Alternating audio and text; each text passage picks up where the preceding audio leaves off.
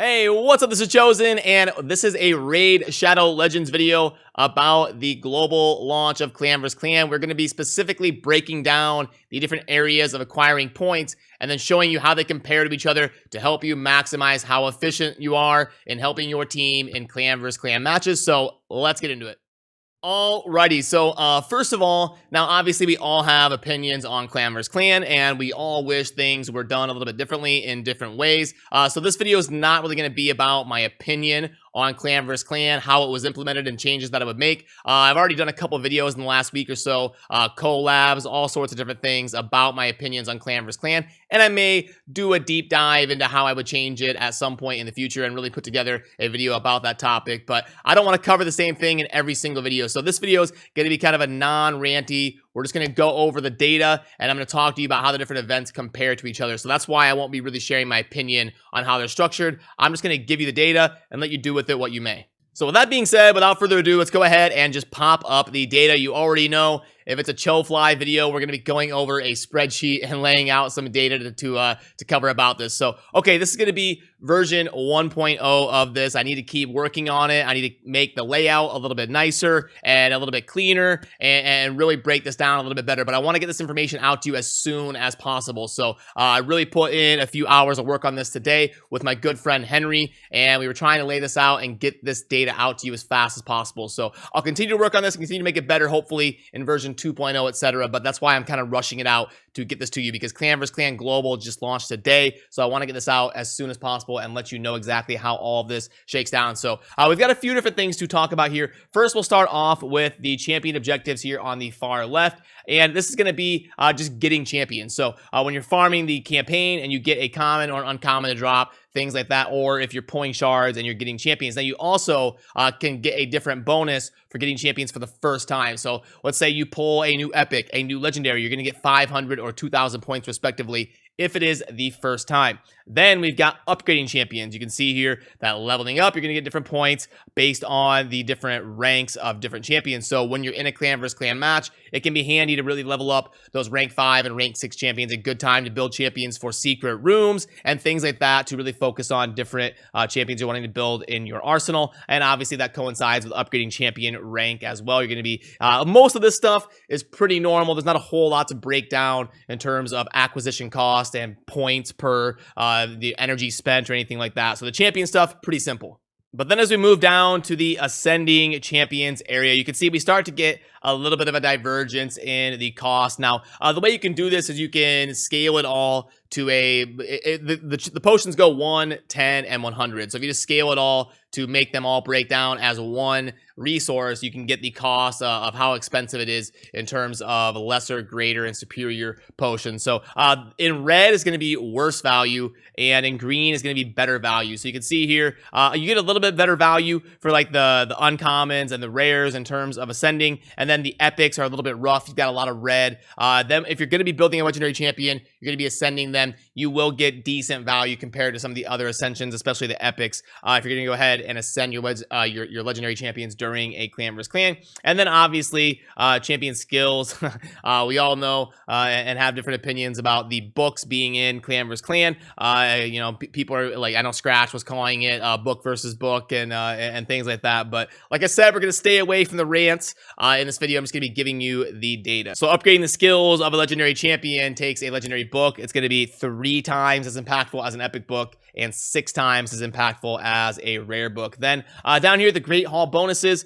I mean, really, you can see the breakdown. Again, it's kind of similar to the potions. If you scale it all down to one resource, you can kind of get an idea of the efficiency. Once you get up to level 9 and 10, it's in the green. And then it's a good time to scoop up a bunch of level 1s maybe. You can see there the 2.0 in the green there. So scoop up a few level 1s during a Clan vs. Clan. Not a bad idea if you're really trying to maximize your point output.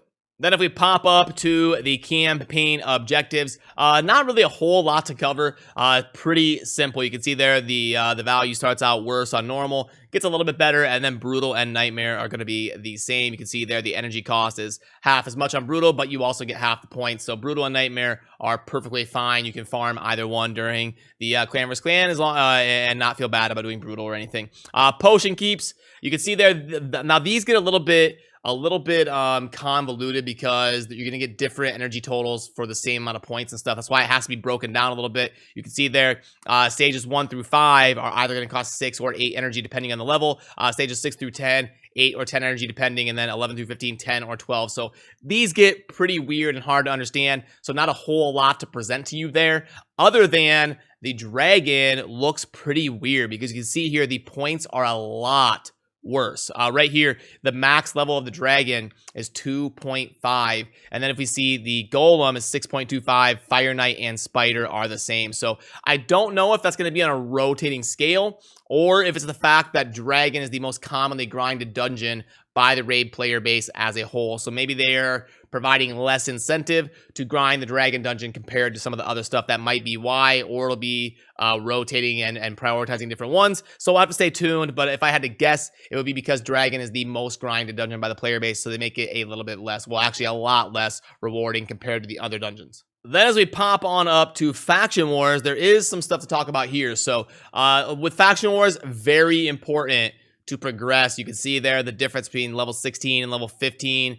is more than double. And then stage 21 compared to level 20 is 4 times as much. We're going to go from 125 to 500 in terms of point per kind of cost to do the stage. So definitely want to do stage 21 if you can. If even I know it's going to be long. Some of you are doing 10 or 15 minute runs, but if you want to be efficient for your team, hang in there, tough it out, and maybe do stage 21 while you're off cooking dinner or something, but whatever. If you're trying to be efficient, the point is stage 21 is worth it on Faction Wars. Then the arena, not a whole lot to talk about. Pretty obvious. You're going to get more points if you're able to grind gold instead of like silver or bronze. But one thing to note about the arena is very big to do your tag team arena 3v3 fights because the points really add up super fast. So think about, especially during Clan vs. Clan, set your 3 defenses in tag team to 1-person defenses.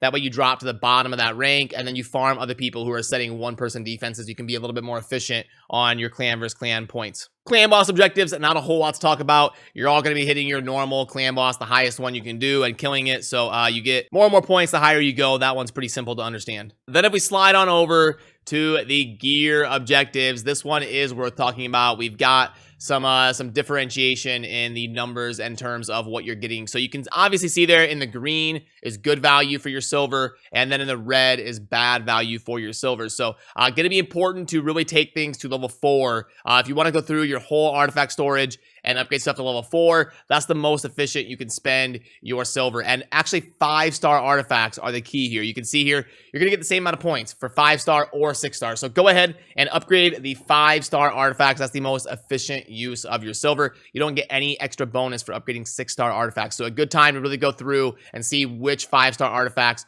are worth keeping if you're an endgame player, to see which ones roll well from level 4, 8, and then it gets a little bit less efficient at level 12, but it's still in the green.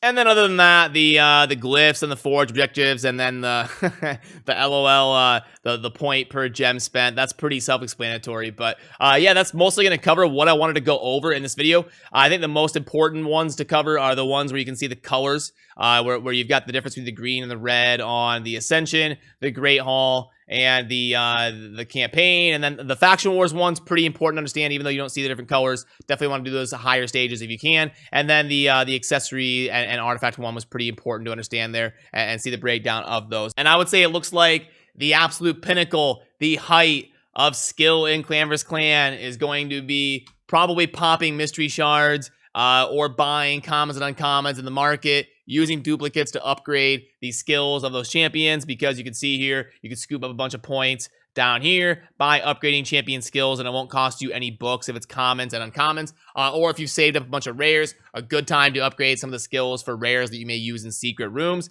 things like that.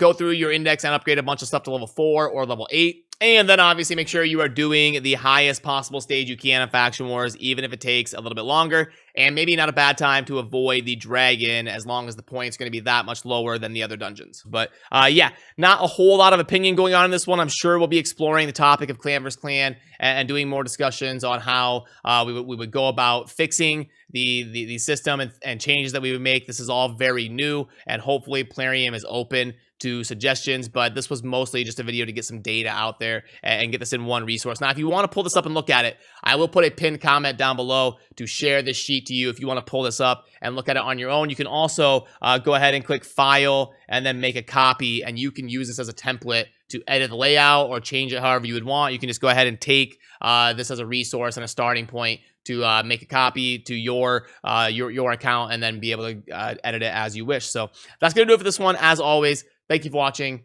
Have a good rest of your day. Peace.